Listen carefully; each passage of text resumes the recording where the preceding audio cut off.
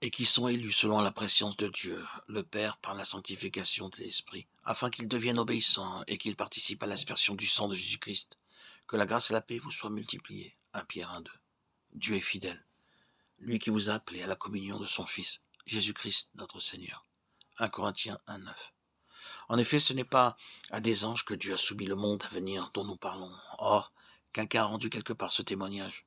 Qu'est-ce que l'homme pour que tu te souviennes de lui, ou le Fils de l'homme pour que tu prennes soin de lui?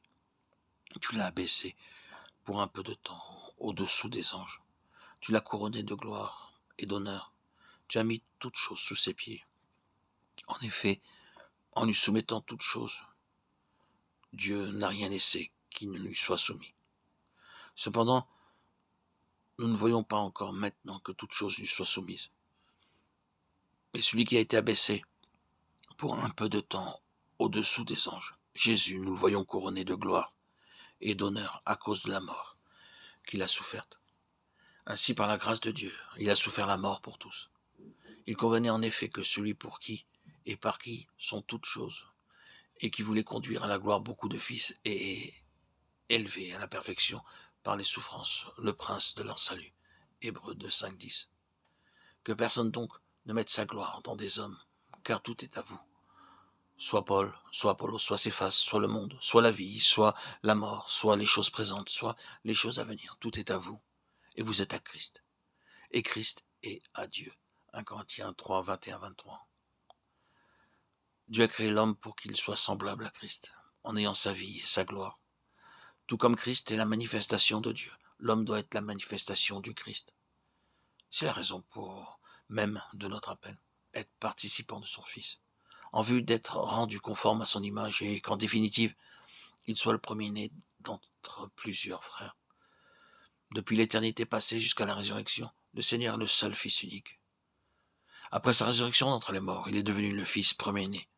C'est pourquoi après sa résurrection, il dit à Marie, Madeleine, je monte vers mon Père et votre Père. Jean 20, 17. La mort du Fils unique a eu pour conséquence la naissance de beaucoup de fils. Nous sommes héritiers de Dieu et co-héritiers de Christ. C'est en vue de ce grand dessein qu'il nous donne la vie de son Fils. Romains 8, 17. Christ est venu comme un simple homme, s'est abaissé pour un peu de temps au-dessous des anges, pour être plus tard couronné de gloire et d'honneur. Dieu a créé l'homme dans un double objectif.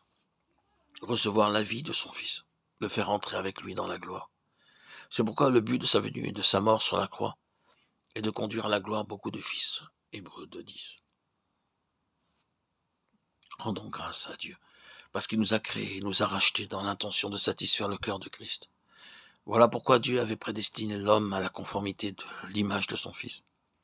Ainsi, la prédestination relève de sa préconnaissance en rapport avec notre destinée future, tandis que l'élection et notre appel pour marcher dans la vocation concernent la présente dispensation. Que veut dire être conforme à l'image de son Fils?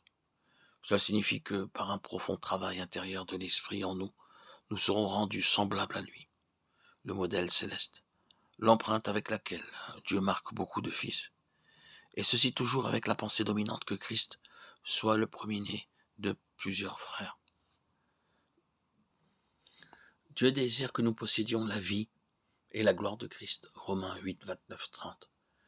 Car il est celui qui sanctifie alors que nous sommes ceux qui sont sanctifiés. Et cette déclaration, tous issus d'un seul, décrit notre existence d'un seul Père. C'est pourquoi il n'a pas honte de les appeler frères, Hébreux 2, 10, 11.